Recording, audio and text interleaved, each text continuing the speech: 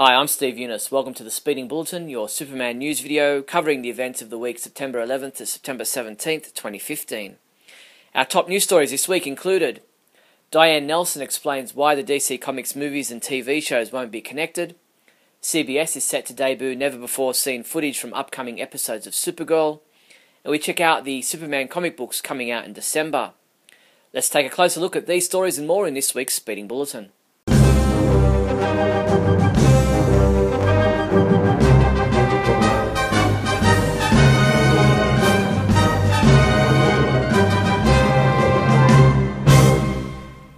In movie news, Michael Shannon talked more about his role in Batman v Superman Dawn of Justice in an interview with Larry King recently. Odd. It's the same thing like in the first one with Jor-El, Russell Crowe's character is kind of like a ghost, you know? So I guess I'm a ghost, kind of. So you are there as Zod. Yeah. You could tell us something. Come on. Have you shot? Last month, a rumour circulated that George Miller was in line to direct a standalone Superman movie starring Henry Cavill. In a new interview with news.com.au, Zack Snyder revealed that he's had no contact with George Miller in any such movie, but would definitely be open to the idea. He said, "Yeah, if I was to think he had any interest, of course I'm happy to talk to him." Talking with Observer.com, actor Jesse Eisenberg talked about being a part of comic book movies, the challenge of playing Lex Luthor, and the all-powerful nature of Superman.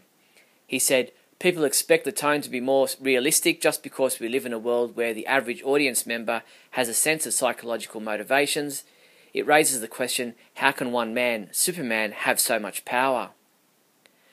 In an interview with Israeli website Xnet, Gal Gadot revealed that she nearly missed out on becoming Wonder Woman when she was offered the role of a female villain in Man of Steel. The English translation of the interview says, "When I was a month pregnant with my daughter Alma, I got an offer to be the evil Superman character. If I wasn't pregnant, I'd have taken the job, and there's no way they would now take me to be Wonder Woman." Sounds like the evil Superman character she would have played may have been Faora. In an interview with Variety, Diane Nelson, president of WB Consumer Products and President Chief Content Officer of Warner Brothers Interactive Entertainment, said she has every intention of keeping their DC Entertainment properties on TV and film separated. While she admits that the shared universe concept has worked beautifully for Marvel, Nelson says that method of universe building could end up handcuffing our creators into trying to work with the same storyline or force them to hold back characters or introduce certain characters. The How It Should Have Ended crew has put together a parody music video in which Batman sings about how there's now bad blood, or make that bat blood, between he and Superman leading into Batman v Superman Dawn of Justice.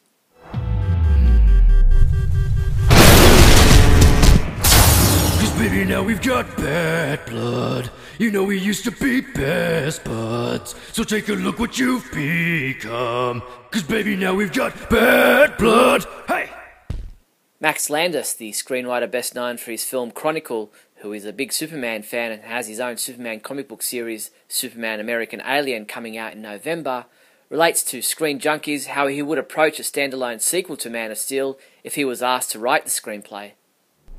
In the wake of destruction of over half of Metropolis at the end of Man of Steel, Superman is a universally reviled figure. Clark Kent, a small-town boy who had never even been in a fist fight before he was attacked by a military man and forced to decimate a city he loved, has terrible PTSD and has given up being Superman. He gets the shakes every night. He's trying to date Lois Lane, but the fact that he has a secret that she is doing a huge piece on is being, very reviled about the idea that Superman was ultimately a negative thing, and that the destruction, it's 9/11. It's 10 9/11s. You can watch the complete video at our website now.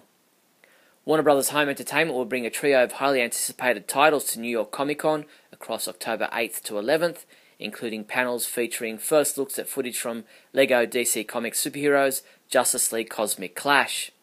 On Sunday, October 11th at 11 AM, on the Empire stage of the Javits Center, the bricks will fly when fans see the first official footage of Brainiac challenging the Justice League in the upcoming LEGO DC Comics superheroes Justice League Cosmic Clash. In TV news, this week CBS released a new video about the origin story of Supergirl. Kara is a young girl from the planet Krypton who actually, at the tender age of 12 years old, was put in charge of going to Earth and watching out over her cousin, Kal-El, who grew up to become Superman.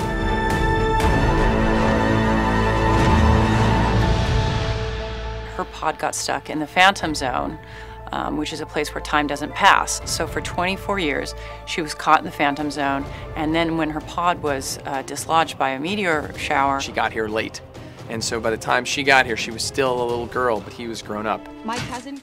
Entertainment Weekly published an in-depth article which goes behind the scenes to bring us a story on how Supergirl came to CBS, the casting process, why Melissa Benoist was chosen, and how a focus group reacted to a test screening of the pilot. As for the job of crafting all the episodes to come this season, Melissa Benoist says it's a rollercoaster crash test of what it takes to be a hero, as her character tackles Phantom Zone fugitives while solidifying her team of helpers. In an interview with The Wrap, Micard Brooks talks about reinventing Jimmy Olsen for the 21st century for his take on the character in the upcoming Supergirl TV series. Righting a lot of those social inequities from the past, I think, it's 2015, like we know now that we're all the same. The DNA has not changed. I'm a nerd, he's a nerd. I've got freckles, he's got freckles, he's a hopeless romantic, same here. He's got daddy issues, let's stop there. No, no, but yeah, so it's a character reimagined, and he's a little more heroic. I think he's going to be just as likable, and I hope I can bring that to it. CBS will debut never-before-seen footage from upcoming episodes of Supergirl during Scorpion's second season premiere on Monday, September 21st at 9 p.m. The 75-second trailer will give viewers the first look beyond the pilot episode. Remember, Supergirl premieres Monday, October 26th at 8:30 p.m. on CBS before moving into its regular 8 p.m. Monday time slot. While in Canada, Supergirl will be shown at the same time on Global TV, and their version of Entertainment Tonight promoted the upcoming premiere of the new series. You're taking on a character which already has built-in fans and expectations. How are you handling that side of it, and how are you approaching it? Well, I'm approaching it with the sense that she's the 2015 version of this character. I couldn't sleep last night like it was Christmas Eve. Here we are. So Australian fans will be able to watch both Supergirl and DC's Legends of Tomorrow as they join The Flash and Arrow on Fox 8. Unfortunately, the debut of Supergirl won't be fast-tracked from the US, with the pilot episode airing on December 6th, 6 weeks after the American debut. In comic book news, DC Comics released their December 2015 solicitations this week, and we highlighted for you all the Superman-related comics and products listed. A special note was Superman American Alien No. 2, where after Smallville experiences its first violent crime in years, teenager Clark Kent is pressured by his best friend Pete Ross to take matters into his own hands. And Superman Annual No. 3, in which Superman struggles to survive against Vandal Savage's attacking hordes.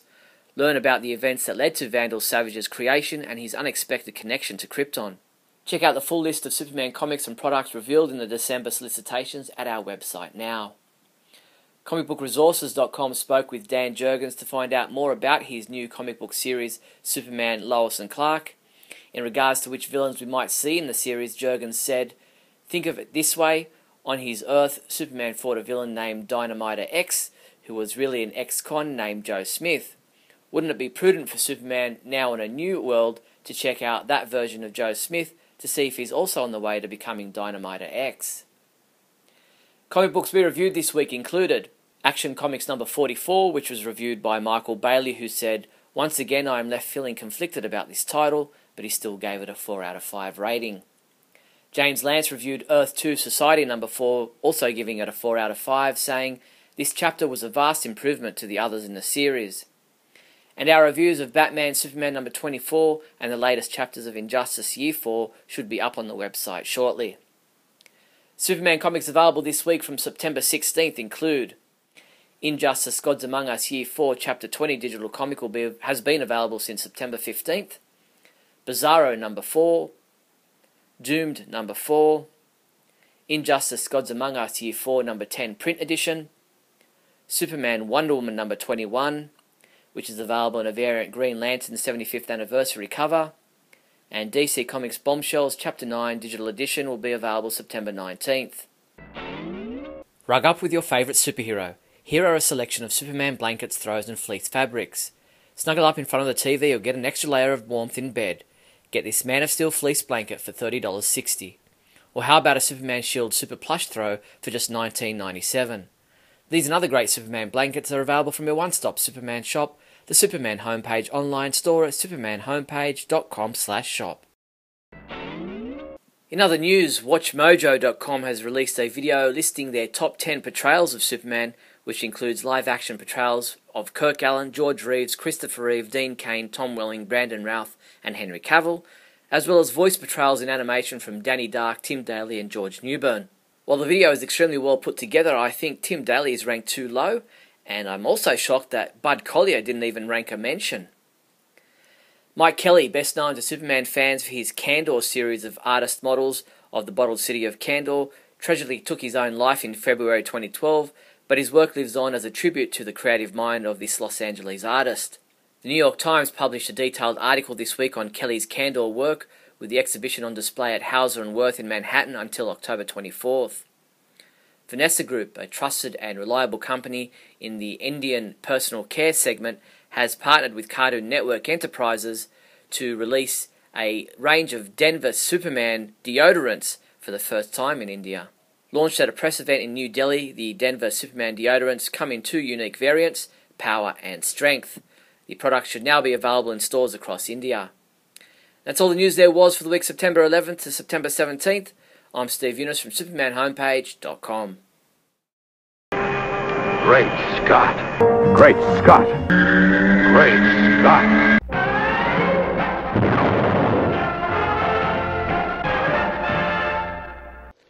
Hello everyone and welcome to another fabulous episode of Great Scott. I'm Scotty V. It's good to see you. We've heard some rumors lately of what the proposed Man of Steel sequel, that of course is on permanent hold, will contain, and one of the latest rumors is that Supergirl will be a big part of it. As much of the movie will be devoted to Supergirl as it will to Superman himself. As any rumor that we hear about on these movies, especially when a movie hasn't been announced yet and is on definite, permanent, indefinite hold and may never come, we need to take these with a grain of salt and not, of course, take them as fact. Right now, there isn't even a sequel in the works. My guess is that there will be, and that it will come on the heels of the expected success of Batman v Superman: Dawn of Justice. But as of right now, we're just guessing, and this report coming out that Supergirl will be a big part of the sequel, as well as Brainiac, and that Brainiac will create Bizarro, and this kind of thing, holds no weight at the moment, and is just speculation unless somebody has some sort of inside knowledge, in which case we don't know how much we can trust that inside knowledge, because nothing is official until it's official. Sometimes it sounds like we're in a runaround loop and we don't know what we're talking about, and that's because we don't.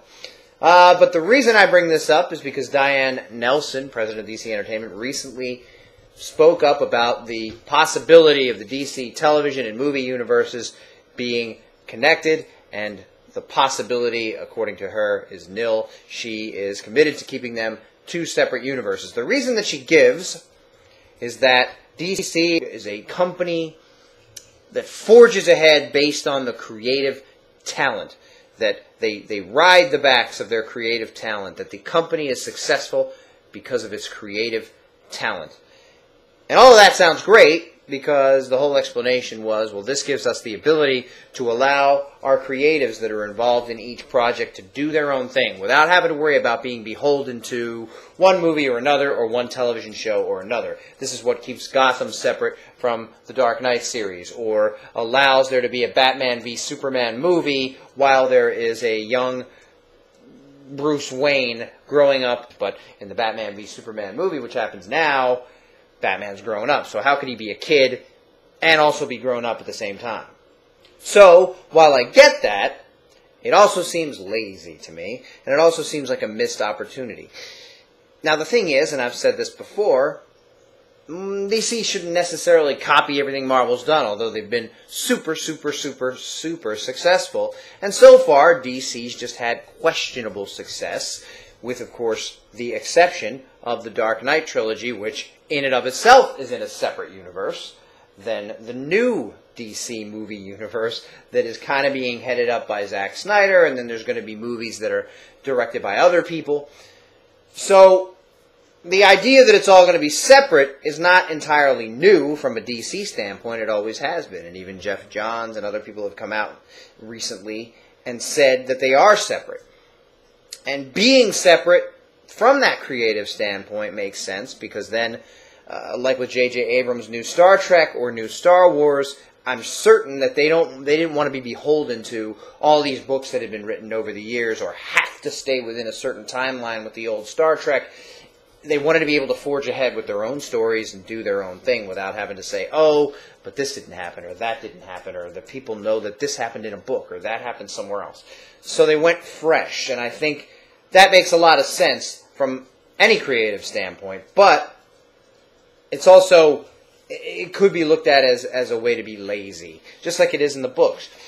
The line of comic books now is so separate that during the period of time where Superman lost his powers in the Truth storyline, we never even heard how it happened or why it was related or how Lois revealed his identity or anything. Everything was so mixed up and all the books were so far out of order because there didn't seem to be any consultation between the groups of creatives that are so important to making the company successful. So it just seemed really sloppy and messy, and that they didn't really coordinate at all.